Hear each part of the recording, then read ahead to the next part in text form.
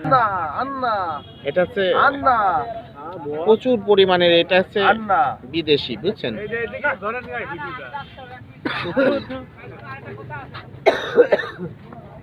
আর আছে কিনা জানি না। আরে বাবা, অনেক অনেক। আসলে কি দেখি ভাই। জ্যাকেটটা অনেক সুন্দর, কিন্তু ইনি যে কাজ করতো, এটা হচ্ছে আপনি ভালো একটা প্যারাশুট কাপড়ের জ্যাকেট, দেখছেন ফিগার আলা লোকের, কিন্তু এই যে এটার ভিতরে আরো আছে।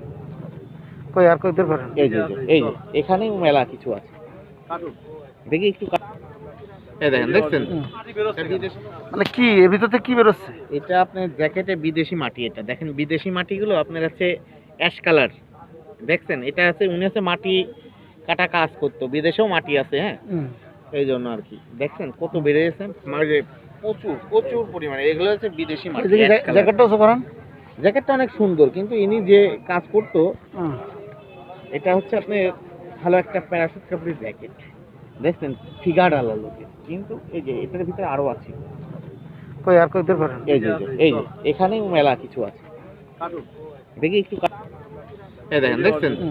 এটা বিদেশি মাটি। এই মাটির দাম আপনার হচ্ছে, এখন এটা মাটি না মাদক সেটা তো একটা ব্যাপার। এটা জানি না।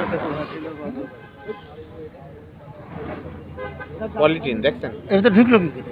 এটা বিদেশের থেকে আসছে, না এটা কোনো অন্য কিছু না তো? তা জানি না।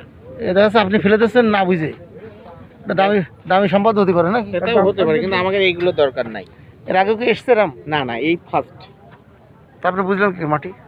আন্না আন্না এটা হচ্ছে আন্না প্রচুর পরিমাণের, এটা হচ্ছে আন্না বিদেশি, বুঝছেন?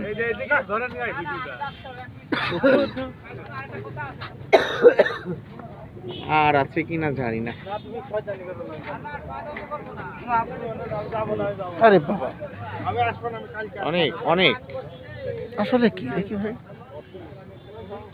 ওইগুলো স্ট্যাম্প, এটার ভিতরে মানে এই যে ধরনের এই ভ্যাকসিনের পারে একটা কাপড় থাকে, ওই কাপড়ে দিয়ে। সেটা হতে পারে মাটি হতে পারে। হ্যাঁ, এটা বিদেশি মাটি। এটা 100 গ্রামের দাম মনে হয় 50 থেকে 60 হাজার টাকা হবে, কিন্তু আমি ফেলে দিলাম এটা।